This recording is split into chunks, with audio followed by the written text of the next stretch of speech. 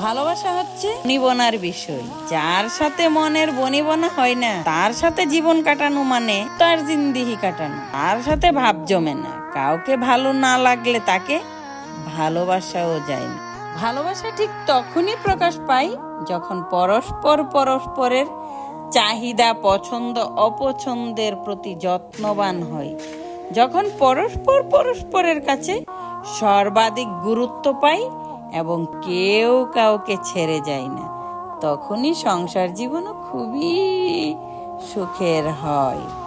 মানুষ ভালোবাসা চায়, যে ভালোবাসায় মানুষকে সুখী অনুভব করায়, মানুষকে ভালো রাখে, অপেক্ষা অবহেলায় ফেলে না রেখে গুরুত্ব দেয় বিপরীত পাশের মানুষটার কাছ থেকে, এতটুকুই ভালোবাসা আশা করে মানুষ।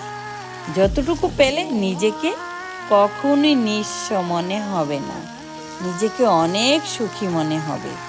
সবাই ভালোবাসা প্রকাশ করে না, অনুভব করে নিতে হয়। একটা মানুষ আপনাকে ভালোবাসে, তার কাছে আবার কিসের ব্যাখ্যা? তার প্রতি আপনার সমস্ত অনুভূতি, আবেগ, আকুতি এবং ভালোবাসাই তো সবচাইতে বড় প্রমাণ।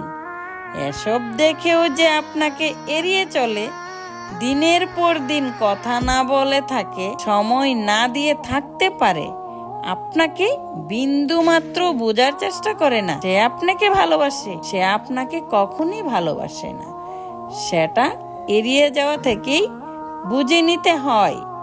কিছু মানুষ তার অনুভূতিগুলোকে ঘুমিয়ে রাখে, প্রকাশ করে না, যে এইটুকু যে বুঝতে পারে সেই ভালোবাসার মানুষটাকে অর্জন করে নিতে পারে।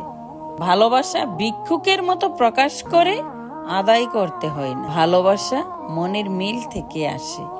একে অন্যকে ভালোবাসলে সেটা এমনিতেই প্রকাশ পায়। যে ভালোবাসার ভাষা বুঝে, মনের ভাষা বুঝে, সে প্রকৃত সুখী হয়।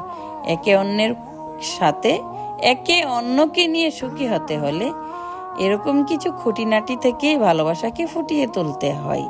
তাকেই বলে ভালোবাসা। ভালোবাসা অ্যাডভার্টাইজ করে আদায় করতে হয় না। ভালোবাসা নিজেকে ক্ষত বিক্ষত করে আদায় করতে হয় না। ভালোবাসাটা মনের আবেগ থেকে, মনের মিল থেকে, সেই মানুষটা যদি প্রকৃত মানুষ হয়, আপনার জন্য সৃষ্টি মহান আল্লাহ তাআলা করে থাকে, তাহলে তার ভালোবাসা, অফুরন্ত ভালোবাসা আপনা আপনিই চলে আসবে। সেটাকে ভিক্ষে করে আদায় করতে হবে না। ধন্যবাদ সবাইকে। ভিডিওটি ভালো লাগলে পাশে থাকুন, সাপোর্ট করে পাশে থাকুন। যারা যারা সুন্দর কমেন্টের মাধ্যমে উৎসাহ দিচ্ছেন তাদেরকে অনেক ধন্যবাদ।